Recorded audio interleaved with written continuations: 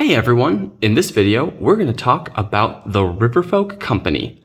The Riverfolk have been around for quite a while. They were originally packaged in, of course, the Riverfolk expansion that came with the base game for a lot of people, and thus many of you are probably very familiar with how this faction works. But because a lot of people learn better from video, and because there are a few little rules quirks that are somewhat confusing, I wanted to do a full overview of this faction and hopefully answer any lingering questions that some people might have. Let's get into the component overview.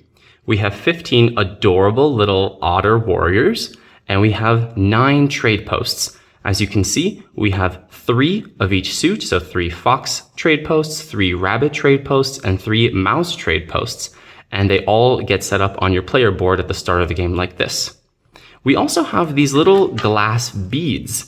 This is the only component in all of Root that's not made out of paper or cardboard or wood or something like that. And these are called service markers. And they go on your player board, 1 for each service. Okay? So this allows the Riverfolk to put a price on the different services that they can have. So this would be a service cost of 4. And if you see this cost on the second one, Riverboats, I can set that to 2. And then I can have Mercenaries set to 3 or whatever I want. All right. And the way that other people pay you is by actually giving you warriors from their supply, not from the board, but let's say that the Marquise de Cat wants to buy the Riverboats Service, and I'll explain what it would actually give them, but they would physically give you 2 of their warriors that are in their supply and put them up here in the payments box. And that allows them to have the service, and then these little funds that you have on your player board are going to be what fuel your action economy. Before I talk too much about how we would set up this faction, first I want to take a close look at this player board while I'm still zoomed in. So as you can see, there are 3 boxes on the player board. We have the payments box, we have the funds box, and we have the commitments box. And it's very important for you as a Riverfolk player to make sure that you're doing all the proper upkeep with this. So basically, if ever you were to sell a service to another player, they would give you funds and they would go into the payments box because they're paying you. Funds will always start up here. If they're ever being placed on the board, they would go in here. Then at the third step of Birdsong, you would gather funds and you would move any funds that are in any section of your board and just collapse them all into the funds box. That's where they're all going to appear at the end of your Birdsong. And then during daylight, you take actions per fund that you have in this box. So once they're in this box, we would call them funds. Anything that's in this box, we would call them payments, and then we would call them commitments. So the actual warriors take on the name of whatever box they're in. And let's go with an example of how the Riverfolk would take an action. So as you can see, the 2 basic actions that pretty much everyone does, move and battle, it says commit a fund to move. So let's say that I have this little otter that's sitting on the map somewhere. In order to take a move action, I would have to first take a warrior from this funds box and then move it into commitments. Then I would be able to take the action. And if I wanted to then do a battle, I would have to commit another warrior on this player board into the commitments to take another battle. Okay? That's how a lot of, or pretty much all of the Riverfolk Company actions work. If it says commit a fund, you have to just move it to the box. If ever an action would say spend a fund, that's when you would actually not place it in the commitments box, but you would actually remove it and give it back to the original owner. And then you would be able to take the spend a fund action. And of course, it could be any mix of warriors. I'm using cat warriors as an example, but you could also have some Riverfolk warriors on your player board. In fact, you're commonly going to have your own warriors, and you would be able to do the same thing. The identity of the warriors in your funds box is irrelevant for most of these actions. There is one action where it really does matter whose funds you are committing, but we'll talk about all of that later. A very unique aspect of the Riverfolk Company is that they have a for sale hand. So right here it says you have a public hand. So all the cards in your hand are going to be visible to all the players. So I tend to just lay them out in front of my player board so that everybody can see what it is that I have. Now, if you look down here, draw.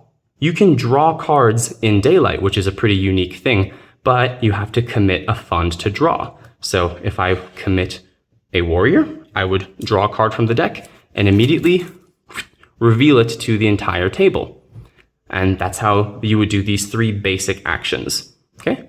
So now that you understand how funds are used to take actions, let's zoom out and actually set up the map and see what a normal gameplay would look like.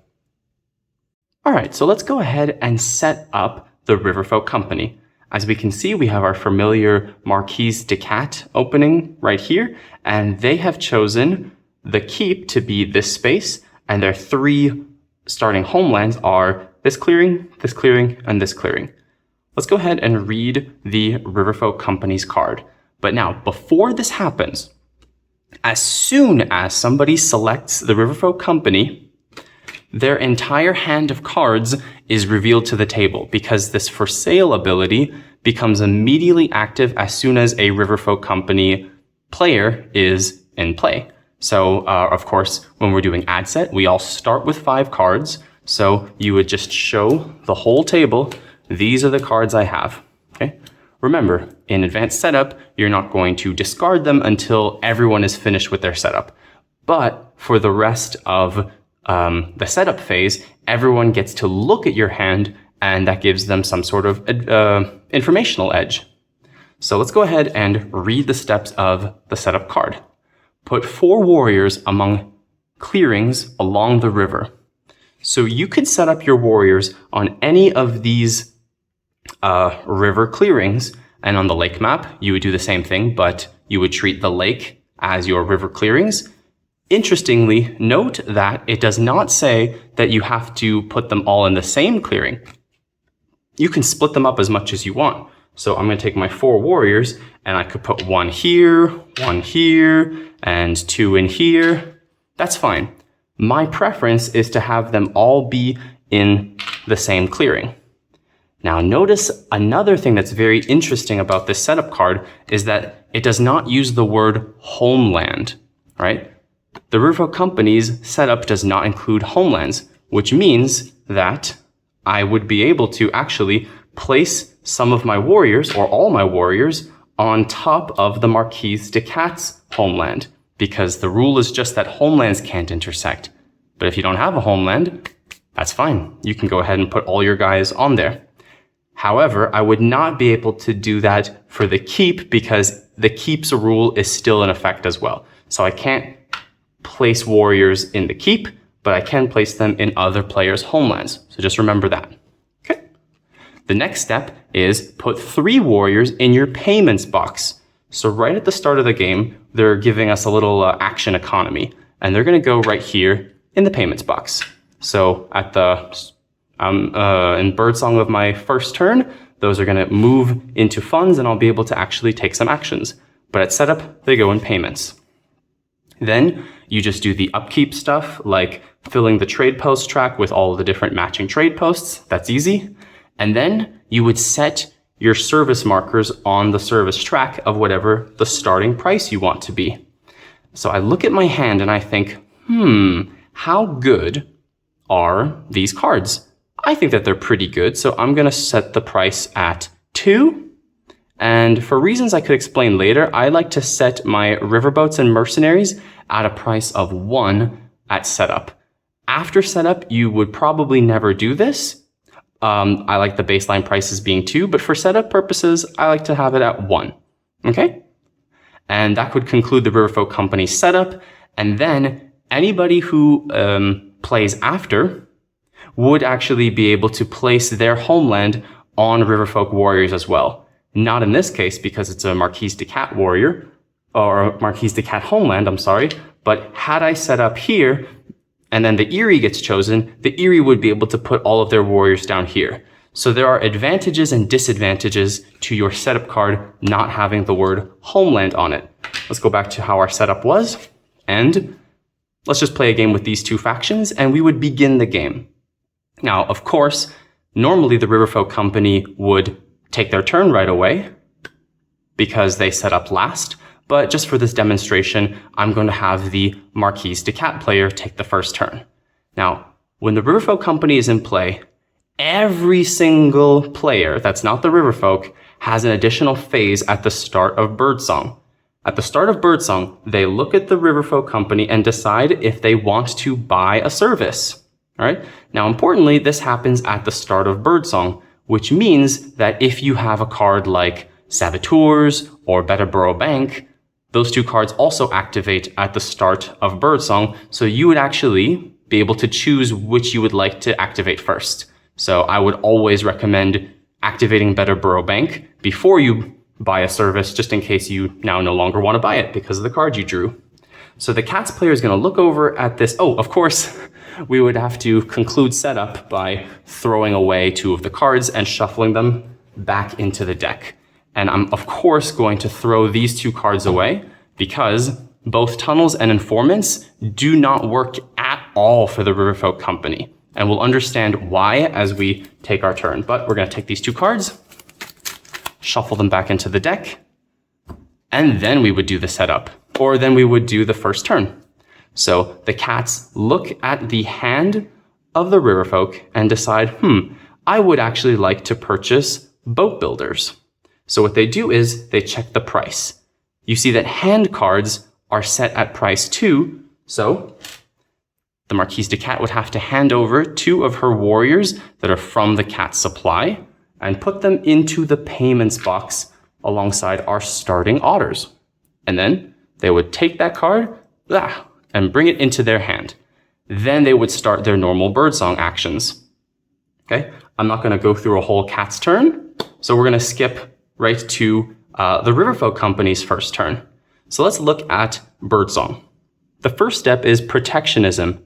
If the payments box is empty, place 2 warriors in it. Those 2 warriors would come from your own supply. So this is a little bit of a backstop. In case, let's say, on a second turn, this payments box is empty, meaning you made no sales, at least the game gives you 2 of your own warriors from your supply into your payments in order to have some gain of actions for that turn. But be careful, because if you have no warriors in your supply, let's say that they were all on the map, or they were all sitting in coffin makers on someone else's turn, then you would not get your Protectionism. And you never get Protectionism if there's any payment in this box. So because it had warriors in it, our setup warriors and the ones from our purchase, we just don't get Protectionism. We never get Protectionism on turn 1 anyway. So the next step is score dividends. And we'll get to that a little bit later, but we're going to ignore that for now. And then number 3 is gather funds. This is where you take any funds that are sitting on the player board and you just collapse them into the funds box. Okay? And then you're ready to begin daylight. So we can take some actions. I could move like I showed you. And interestingly, the Riverfolk Company has a special ability called Swimmers. You treat rivers as paths and may move along rivers regardless of ruler. This is a really powerful ability, and it's one of the reasons why the river is always sort of the Riverfolk's home territory, because no matter how many warriors, maybe there's a lizard garden or something that blocks your rule, you can always move along the rivers. This is a single move, and you can always ignore rule. The only thing that would ever stop you from moving along the river would be a Corvid snare or one of the hirelings. We'll get to that later. Okay? So if I wanted to take a move, I would have to commit some warriors. So I would commit a fund, commit a fund, and then I could take this move. Let's go here. Okay? Awesome. Next, what I'd like to do is draw a card. So I'm going to commit a otter warrior, and I'm going to draw a card from the deck, and then immediately make it public so everyone can see. Ooh, very cool. Now I have two things that I can craft with a mouse. So what I'd like to do is get some mouse crafting underway. How do we do this? Well, this is one of the most weird and unique things about the Riverfolk Company. They don't have crafting pieces. Instead, they craft with empty slots on their trade post track. What? Okay, here's how this works. We're going to go right to the bottom of Daylight, and we're going to see this text that says establish trade post with Garrison. Okay?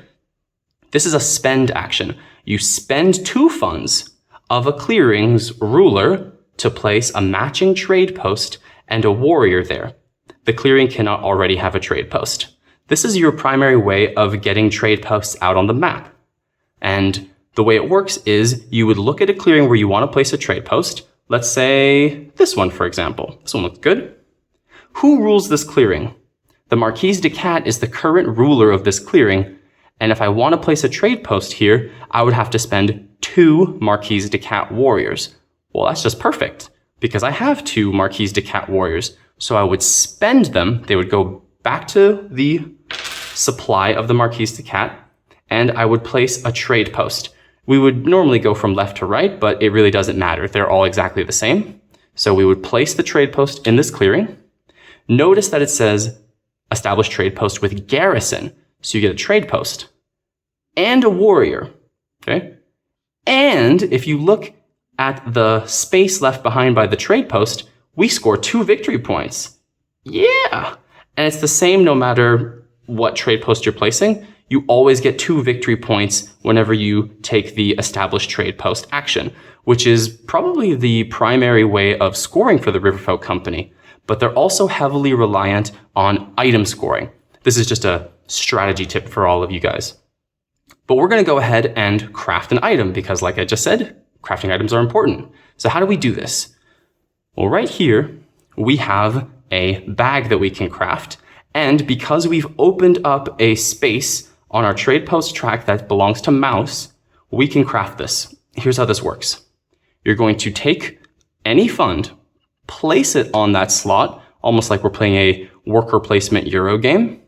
And now that is what allows us to craft something of 1 mouse. And of course, if it were a sword, you would have to take 2 funds and place them 1, 2 onto 2 separate box empty spaces because that's the cost of crafting a sword.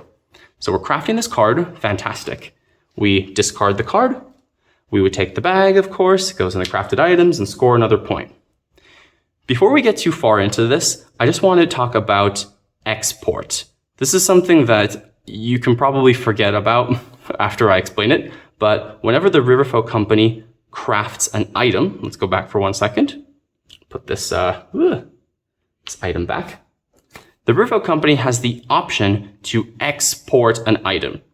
The way that this works is you would be able to say, I'm going to craft this card. So you would do all this normal steps. You would say, I'm paying the cost of 1 mouse. But then instead of taking the item and scoring the point, you just simply discard the card and gain 1 warrior from your supply into the payments box. The reason we don't love doing this is because 1, we could have scored a point. That would have been great. But also, remember the step Protectionism?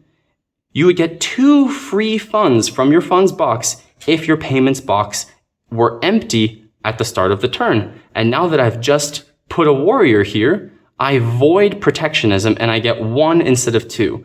So it might make sense in very specific circumstances to export. If you were to get 2 and you could guarantee a purchase, then maybe you would get 4 at the start of your turn and then you don't need Protectionism. But we just don't see export all that often in competitive play. So you can pretty much forget it for now. However, I do want to say that if you have the card Master Engravers crafted, and you export an item, you don't get the Master Engraver's bonus point because you didn't technically craft the item, you just pretended to craft the card. But all that aside, all this big complex thing, we're just gonna go back to our original plan, score the 1 point, craft the bag, commit the guy, and now as we can see, the funds box is empty, so I can't take any more actions. I would just end Daylight. The steps of evening are discard down to 5 like normal. I only have 2 cards, so don't have to discard any cards. And then set service costs. So what we're going to do is look at our hand and say, I think I can get a better price. I'm going to increase the cost of my hand cards to 3 funds, and I'm going to bump up the price to, let's say, 2. Okay. And that would be it for the Riverfolk Company's turn. Everything in the commitment box stays there for now. Okay. Then we go over to the other player's turn. The Marquise de Cat is going to take their turn. And they really like another bird card, so they're going to go ahead and buy it. And then the price has been changed to 3, so they have to fork over 3 Marquise de Cat warriors in order to purchase that card. Then they take their turn. However, the number of purchases that you can make is dictated by the number of trade posts that are out on the map. So at the start of the game, before this trade post was there, the Marquise de Cat was allowed to make just 1 purchase. But now that there is a trade post there, the Marquise de Cat may take a number of purchases that is 1 + 1 for every trade post where they have one of their faction pieces. So because there's a cat and a trade post in the same clearing, they can take 2 purchases if they wanted to. If the cat were not there, then we would still only be able to do the baseline 1 purchase. So let's do it. Let's decide, they are going to purchase Mercenaries in addition to that bird card. So they have to give 2 more warriors. This is very much, the Riverfolk Company is very happy about this. And what Mercenaries does is, for the purposes of battle and rule, the Marquise de Cat would treat the Riverfolk warriors as their own, not the tokens. This is going to be important for things like soup kitchens or things like that, but the tokens are not hired, only the warriors. And this only occurs in daylight and evening. So you can't just get clever and say, I'm going to purchase Mercenaries and now I win with dominance. No. You would only have access to Mercenaries in daylight and evening. And now when we get to the Marquise de Cat's turn, they would generate their wood, and then in daylight, they would rule this clearing, because before you would have 1 Riverfolk warrior and 1 cat warrior, so no one rules this clearing. But because the Marquise de Cat purchased Mercenaries, they rule both of these clearings. And if there were another enemy, they would be able to say, I'm battling you, and they all battle together. So let's set up a dummy opponent for us to battle. Okay, so the Marquise de Cat is going to execute a battle against the Erie dynasties in this clearing. So they say, I'm battling the Erie. Do you have an ambush? No? Okay. Now, what we're going to do is we're going to set the dice to 3-3. That's what we rolled. Now, what happens is the first hit, the buyer always has to remove warriors first. So the cats lose a warrior, and the otters lose another warrior because the Erie have enough warriors to satisfy that. But because we had 2 warriors in this battle, the cats that is, they also have to remove 2 warriors. But what about this trade post? Well, remember what I said. Mercenaries is only the warriors, not the trade posts. So the trade post would survive. Only the Riverfolk warriors and the cats are removed. If we did the same thing over here and said, hey, Vagabond, I'm battling you as well. Do you have an ambush? So we're going to battle the Riverfolk, and the same thing happens. Now, even though there's only 1 cat, because we've hired Mercenaries, we get to deal 3 hits against the Vagabond, which is always a great thing. However, the Vagabond has 2 swords and is dealing 2 hits back at the cats. So of course, the cat would be removed, and so the Vagabond becomes hostile with the Marquise de Cat, but they're also removing a Riverfolk warrior. So does that mean that the Vagabond is now hostile against the Riverfolk as well? No, because the Marquise de Cat had purchased Riverfolks. We're treating the otter warriors as cat warriors for the purposes of battle and rule. And because this is a battle, we're pretending that this removed warrior was a cat. And therefore, the Vagabond is not hostile with the Riverfolk because of this battle, okay? So Mercenaries is a little bit confusing, and there are a few other edge cases we'll get to later, but for now that's how it works. They add to the cats for rule, and they add to your hits in battle, and they might actually get removed in battle as well. The Marquise de Cat completes their turn, and we just simply move on back to the Riverfolk Company. Now let's start the Riverfolk Company's next turn. So we'll go through the normal checks. Protectionism, no. Our funds box is definitely not empty, so we're happy about that. No protectionism. Score dividends. This is the turn I'm going to demonstrate a dividends play, but for now we're just going to ignore that. Gather funds. So you would gather all the funds from your payments and from your commitments and from the trade post track, which is technically sort of an extension of your commitments because the craft action is you're committing a fund. You're just committing a fund to a specific location. Okay, then we can go ahead and start our turn. So what we're going to do is we'd like to place another trade post maybe, and we maybe want to craft. Let's actually craft mouse partisans. This would be great. So we're going to go ahead and craft with one cat warrior, and now we have this ability, mouse partisans. Keep in mind, you can also choose to export abilities. It's not just for items. You can export this, but I think this is a great card, so I'm going to go ahead and keep it. Now we're going to place another trade post. Keep in mind that because there's a trade post in this clearing, you may not place another one. They're kind of like sympathy tokens where you can only ever have one of its type in that clearing. So we can't place a token there. Let's place it over here. We still have more cat warriors or cat funds, so I'm going to go ahead and spend those because the cats rule this clearing. We're going to place another trade post with another warrior and score another 2 points. Hey!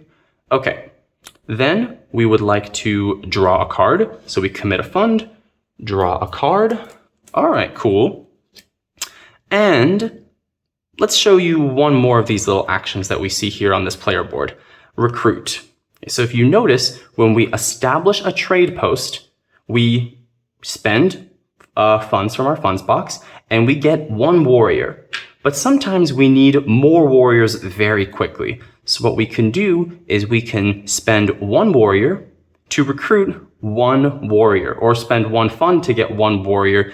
And the way it works is right here, recruit. Spend a fund to place a warrior in any clearing with a river. So let's say I want to recruit a warrior up here. What I would do is I would take maybe an otter. We can spend a Riverfolk warrior. It goes into our own supply because it's being spent, goes into our supply. And then we take a warrior from the supply and put it into that clearing where I want to do the recruit action. The reason I did this whole rigmarole is because let's say that we, or somebody, had coffin makers crafted. If I want to recruit, the way it works is I want to recruit. I spend a warrior. Any warriors that I spend would go onto the coffin maker's card. So those cat warriors would have gone here. Then I take a warrior from my supply. So coffin makers can be a big problem for us if someone else crafts it because it can very quickly deplete our supply. And like I talked about with protectionism, we want to always make sure we have minimum 2 warriors in our supply for these kinds of emergencies. Okay, that's how it interacts with coffin makers. Of course, it doesn't have to be one of our own warriors. I could also choose to spend a Marquise de Cat warrior to recruit one of my own warriors into that clearing. Okay, and now I think I'm going to not do anything with these 2 warriors.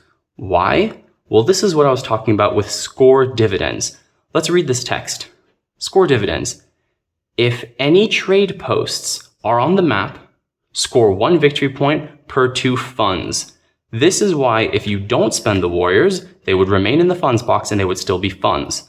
So if we went a full cycle around the turn and made it back to my bird song, I would say protectionism. Okay, I would get 2 warriors for protectionism and then score dividends. Hey, I've got 2 funds that I did not do anything with last turn. I would score 1 point for that. And there you go. Then we do gather funds and they stay there. And I would do a whole other turn.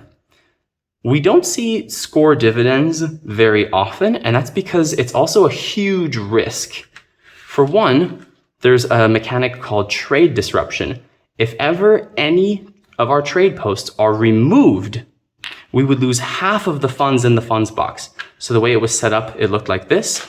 If somebody were to come and battle or attack in any way this trade post, it would get removed, and then we would have to lose half of our funds, and we would probably hold on to the cat, and we would lose that poor little otter fund, and it would disrupt our attempt at scoring dividends.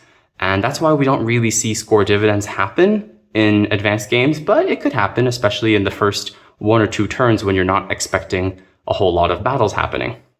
Importantly, when a trade post is removed, it does not go back onto the player board like you might expect. Instead, it is simply removed from the game forever.